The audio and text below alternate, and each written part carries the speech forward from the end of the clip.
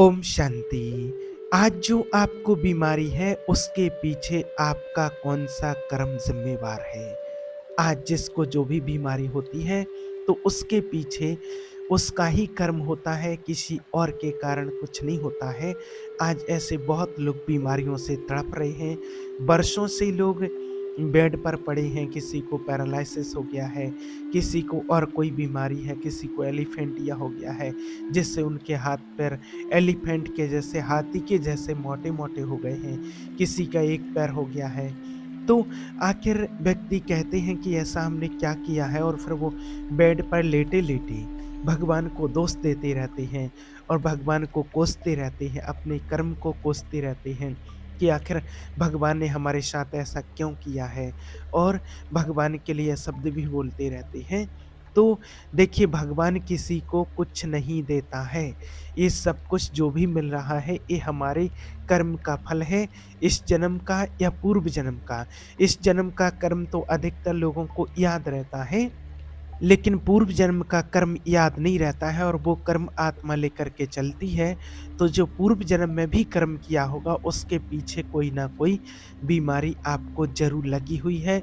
जो आज आपको प्रॉब्लम है वो पूर्व जन्म के कर्म के कारण ही होती है। तो आइए आज हम जानेंगे कि वो कौन से कर्म होते हैं। तो आज हम जानेंगे कि अपने कर्मों के कारण कौन-कौन सी बीमारियाँ होती हैं, किसी भी बीमारी के पीछे कौन से कर्म होते हैं। क्योंकि बहुत सारे लोगों के ऐसे मैसेज आते रहते हैं, कॉल आते रहते हैं, अपनी तकलीफ़ लोग बताते हैं मैसेज में या फ़ोन पर बताते हैं कि ऐसी-ऐसी तकलीफ़ हो रही है जीवन में, और मैंने ऐसा कौन-सा कर्म किया था। तो इसके पीछे जो एनालिसिस किया गया है, और कितने ही सारे डॉक्टरों ने इसके लिए रिसर्च किया है, कितने ही लोगों का पास्ट लाइफ भी किया है, और हर किसी के कार्मिक अकाउंट को जब चेक किया गया है, और जो परमपिता परमात्मा शिव, जो स्पिरिचुअल गाइड हैं, उनसे भी कनेक्ट करके बहुत सारी चीज़ों का कारण जाना गया है। तो वो सभी कारण आपको बताते हैं, और यह आप अपने कर्मों के द्वारा अपने बारे में पता कर सकते हैं। तो देखिए, कर्मों के पीछे होने वाली बीमारियां, कर्मों को हर कोई अच्छे से जानता है कि मन वचन कर्म से की गई कोई भी हिंसा, कोई भी कर्म हमारे कर्मों की कैटेगरी में आता है। वो अब किया जाए, उसकी सज़ा आज मिले, या उसकी सज़ा आपको 10 जन्म के बाद मिले, 20 जन्म के बाद मिले, या फिर उसकी सज़ा आपको 50 जन्म के बाद मिले, लेकिन जो आप कर्म करते हैं उस कर्म की सज़ा ज़रूर मिलती है। ये एक यूनिवर्सल लॉ है। जो दूसरों का अपमान करता है, वायदा तोड़ता है, ऐसे इंसान के साथ क्या होता है, नॉर्मली जितना आपने अपमान किया था, जितना आपने दूसरों का अपमान किया था, क्योंकि हम सभी देखिए इमोशनली लोग हैं, जितना अपमान करते हैं वो पर्सन उस समय हमारी बात को सहता है, जितनी पीड़ा वो झेलता है, बिल्कुल वैसी ही, लगभग बिल्कुल वैसी ही बातें, वैसी ही पीड़ा हमें एक दिन झेलनी पड़ती है। और ये एक अटल सत्य है, और इसको किसी के लिए भी माफ़ी नहीं है। संसार में कोई अवतार भी आते हैं, संत भी आते हैं, वो भी कर्मों के इस नियम से बंधे हुए होते हैं जब तक वो एक मानव देह में होते हैं, इस शरीर में होते हैं।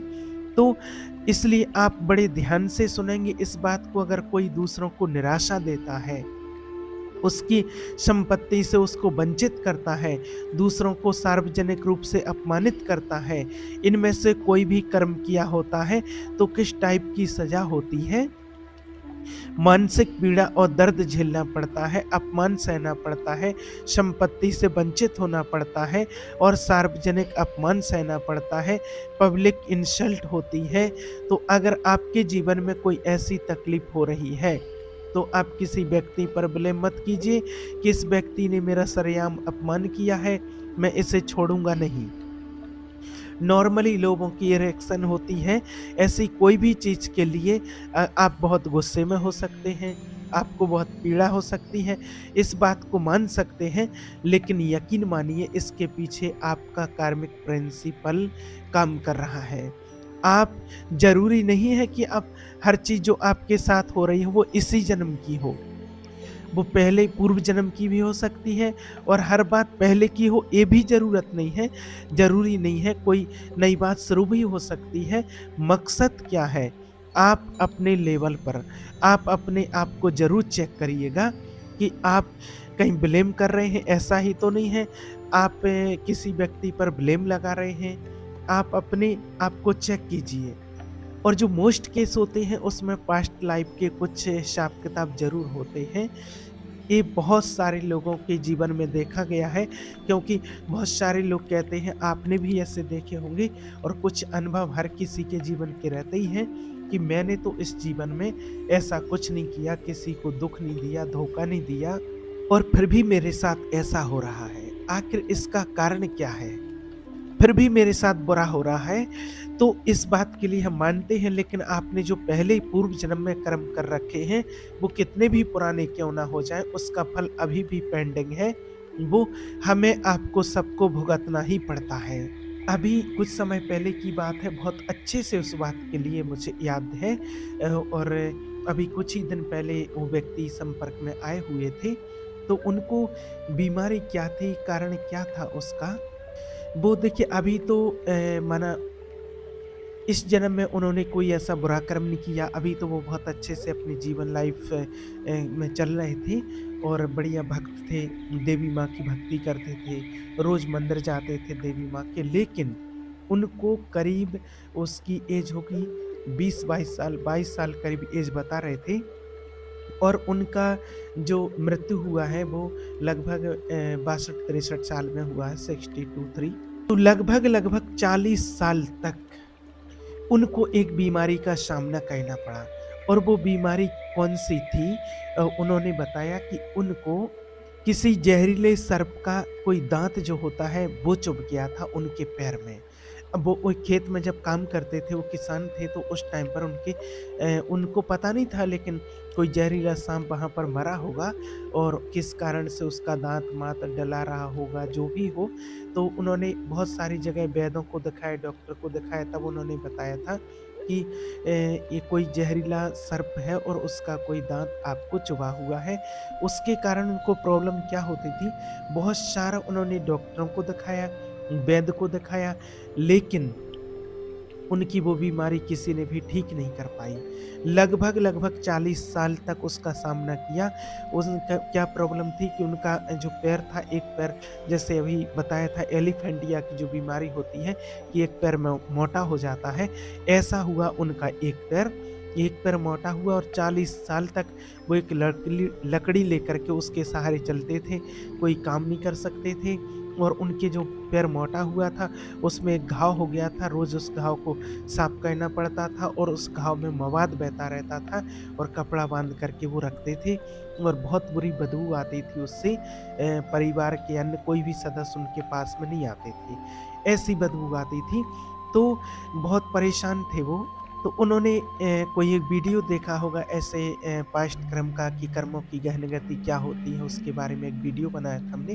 तो फिर उन्होंने बताया कि उसने जब बहुत परेशान हो गए, फिर वो किसी पीएलआर वाले डॉक्टर से मिले, उन्होंने पास्ट लाइफ कराया, तो उसमें बताया गया उनको कि वो आज से 3 जन्म के पूर्व कहीं पर उनका एक गाँव में जन्म हुआ था और वहाँ पर क्या था कि वो जंगल के थोड़े नज़दीक रहते थे, उनका गाँव था, तो वहाँ पर जो सर्प रहते थे, तो जैसे ही सर्प दिखता था तो वो सर्प को मार देते थे। या सर्प दिखा और वो कोई अगर बिल में चला गया तो उस बिल को बंद कर दिया, कोई बाहर सर्प दिख गया तो उस सर्प को मार दिया या सर्प के बिल में पानी भर दिया, ऊपर से पत्थर रख दिया। तो ऐसे तड़प-तड़प के वो सर्प मरते थे और उनको मारते रहते थे।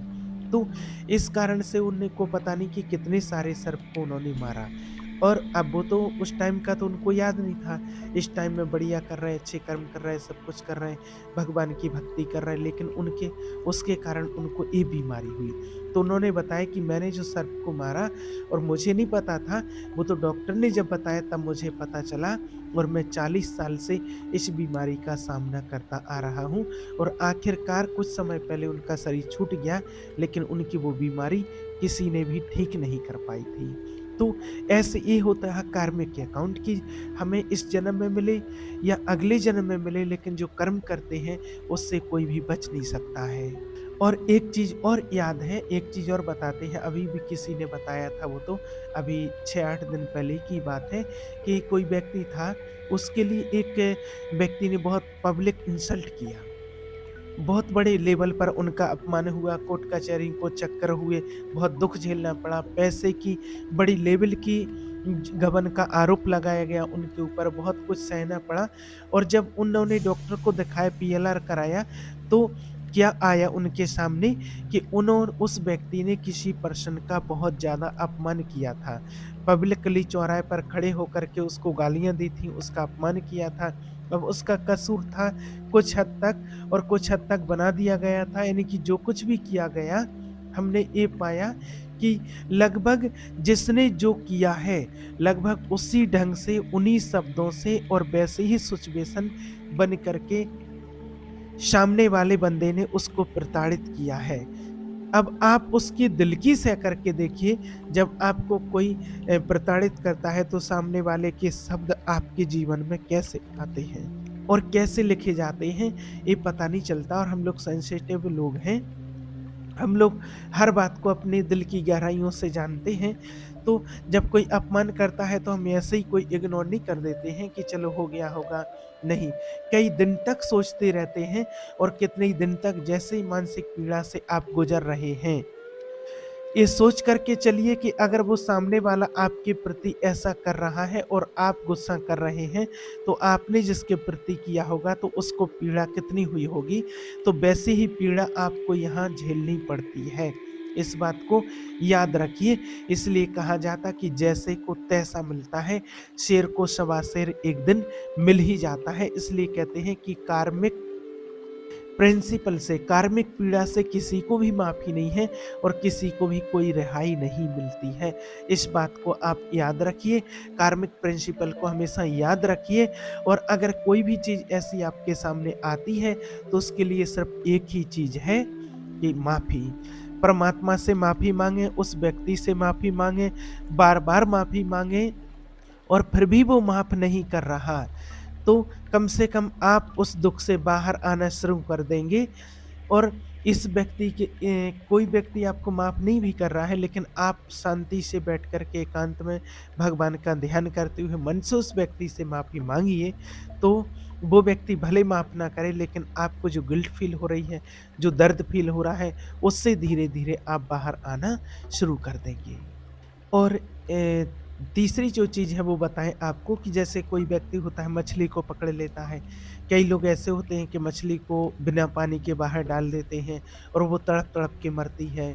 या कोई भी और किसी जीव-जंतु को ऐसे तड़प-तड़प करके मारता है, किसी जीवन को कलंकित करता है, तकलीफ़ देता है, तो उसको अस्थमा या फेफड़ों के रोग या निमोनिया आदि उसको सहन करना पड़ता है। एक व्यक्ति था जिसको अस्थमा था, उसके लिए डॉक्टर की रिसर्च में उसके लिए पाया गया था, उसने बताया था कि वो करीब-करीब 5 साल पहले से अस्थमा की बीमारी को झेल रहा है। पहले नॉर्मल प्रॉब्लम थी, निमोनिया हुआ, फिर धीरे-धीरे अस्थमा में कन्वर्ट हो गया। और जब उसका देखा गया डॉक्टरों के द्वारा कि ऐसा हुआ था कि वो मछली को पकड़ता था, मछली को पकड़ने का काम करता था, ऐसे ही माना 5 जन्म पूर्व वो उनकी मछलियों को क्या करता था, पकड़ता था,